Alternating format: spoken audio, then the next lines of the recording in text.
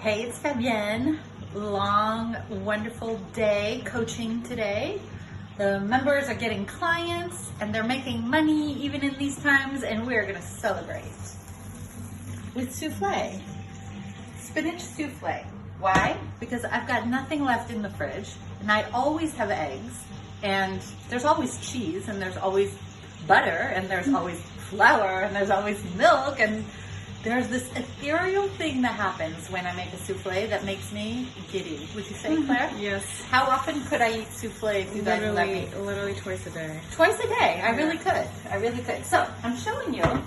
So I'm going to give you this recipe, but I have to tell you two things. One, I really only know it in grams, so I'm going to try to guesstimate. So I weighed the butter, and it's 80 grams of butter, but I weighed it on my little scale. I have two scales too, and I think you need to have one of these because it makes for weighing. It makes it more, what do you call that? More efficient. Precise was the word I was looking for. So that's about 3 ounces of butter, but I'll find a way. And before I add the flour to make my bechamel, I am not going to waste this beautiful butter. I'm going to butter this pan. Now you will see that this is not a souffle pan. People go so crazy around souffle.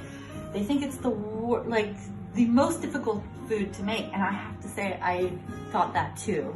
Until I just decided, so we just buttered it. You'll see that this is more of a gratin dish, but souffles are actually one of the most forgiving foods on the planet if you get it right. So we're gonna take this very humble dish and we're gonna make it in here because I don't have a big souffle dish and I don't need one. So now we're gonna go back to our regularly scheduled programming of sauteing. Did you like that, Claire? Yes, beautiful.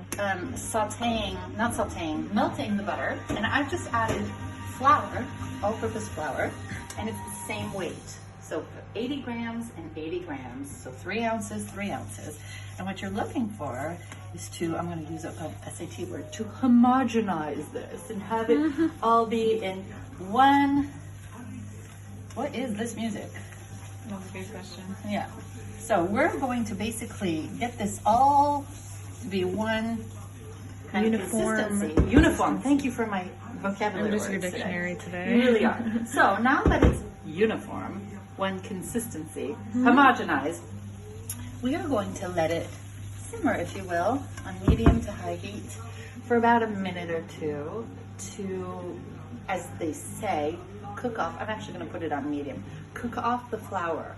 Now, I'm going to deviate from the recipe, which I haven't even given you the recipe, but I'm going to deviate from it because I happen to have something in my kitchen that I really want to try. So this could end up being absolutely horrible or absolutely wonderful. So at this point, in about a minute or so, we would normally add this much milk, which is a half a liter, which let's say about a little like 16 to 18 ounces of milk.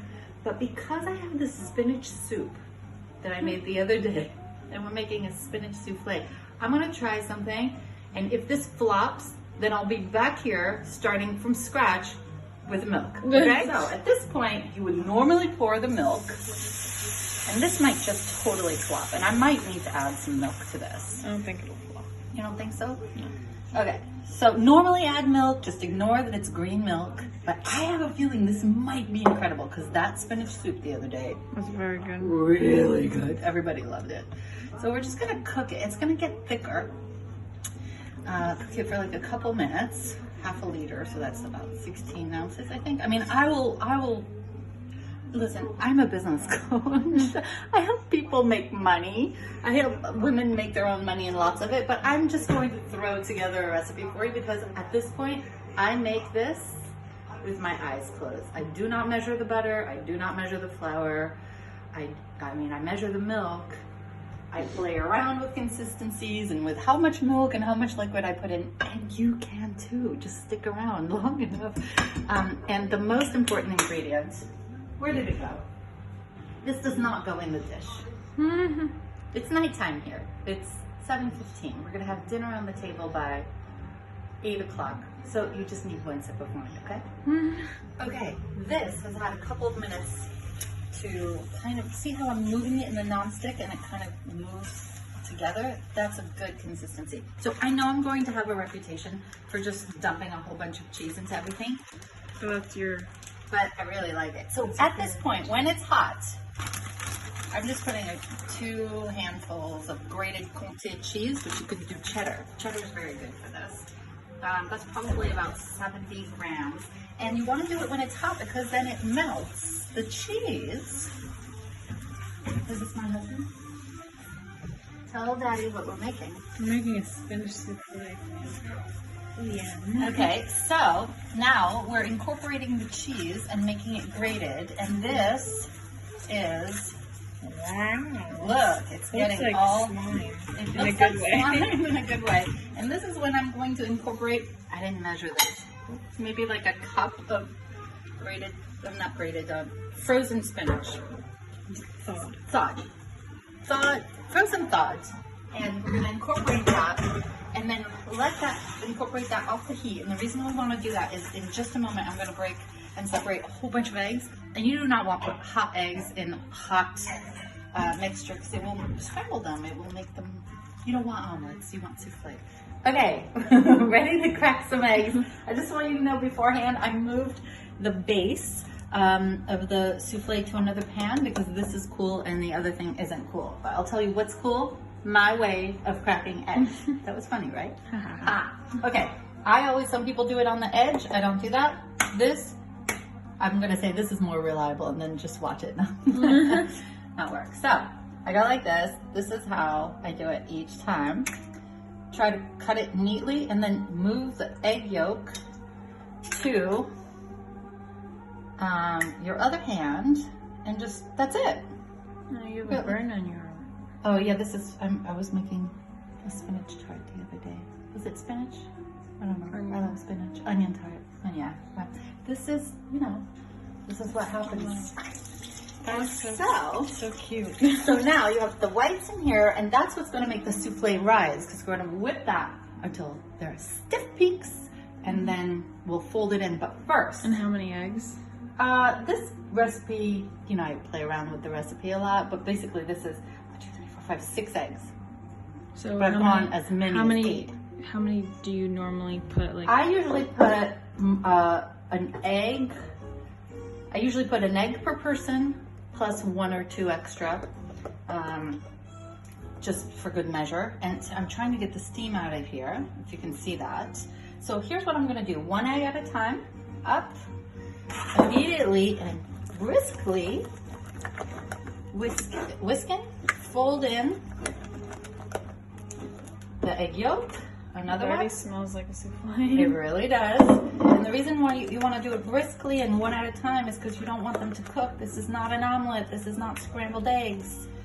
This Whoa, that's so is about satisfying. tempering. It's called tempering. Vocabulary words. Okay, another one. You ready, Claire? Yeah. Yay! The benefit to this is Claire's learning how to cook all my dishes. I've been saying that I want to teach you guys how to be self-sufficient. Okay? 1 more. Wow. And then at this point, I can probably end up putting the last 2 briskly.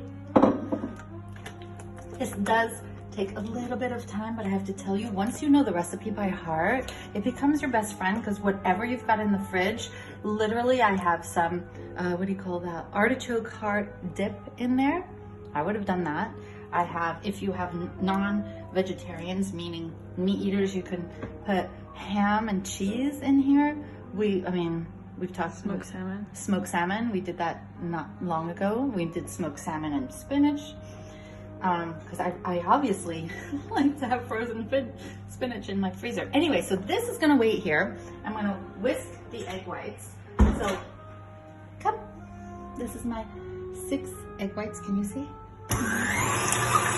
And that's gonna get going, and then in a minute I'm gonna add some salt, and then we're gonna whisk all this up. I'm gonna fold it in slowly. I'll show you how to do it. Pop it in the oven, 30 minutes. Wow. You ready? Step peaks. How do you know if you've got stiff peaks? Well, one, they look kind of stiff, and two, some people put it over their heads, but I'm not gonna do that. But basically, you can tell that it holds on its own. Yay! So now, yes, they tell you to be careful, but when folding things in. But here's what you're gonna do. The first one, you can be rough with it because you're basically just loosening the original mixture. And it's kind of like the first one you can do what you want. And notice it's a folding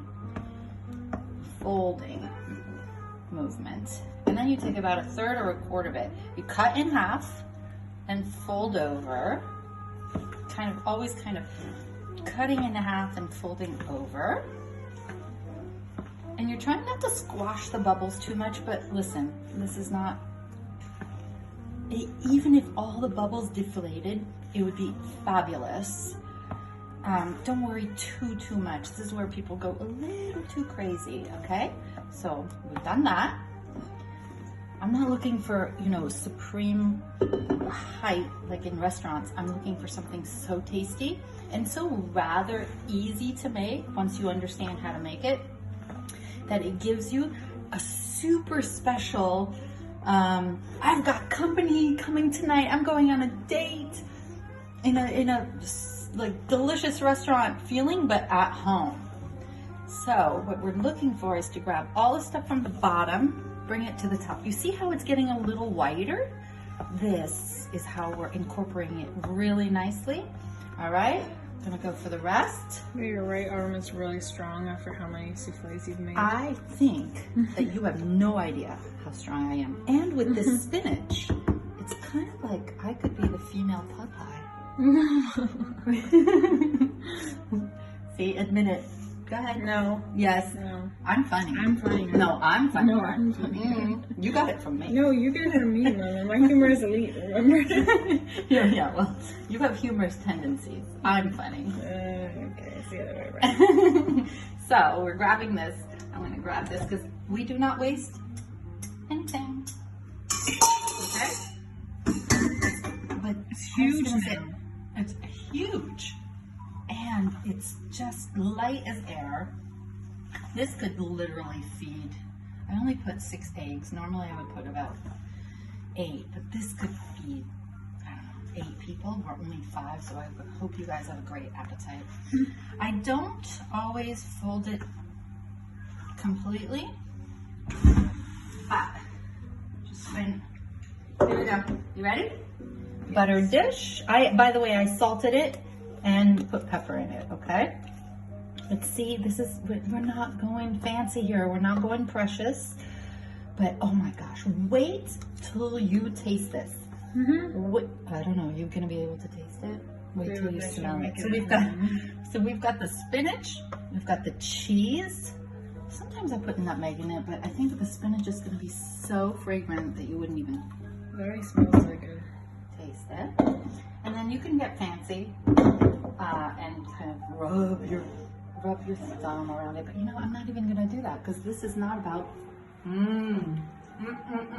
becoming fancy. I've got it on 200 It's like Celsius, which like 375? No, it's like 400. And then about halfway through, I'm gonna turn it down to what would be 350 or 180. And then you're gonna see it rise. And then it's gonna be cheesy and spinachy and delicious. You're gonna smell it from across the apartment. You're gonna smell it from across the phone. Wow. Can't wait to show it to you. We're going for it. This is the not so pretty. It is pretty. It is pretty. Not so fancy, It is fancy. but double spinach souffle. It's risen. Who cares if it falls? It hasn't risen high. Nobody's gonna. It doesn't matter because you have no idea how good these souffles are. So, the spoon is out there, the kitchen is messy, and I don't care because we are going to, oh, you want another vocabulary word? We're going to regale ourselves. Wow. Régaler. All right.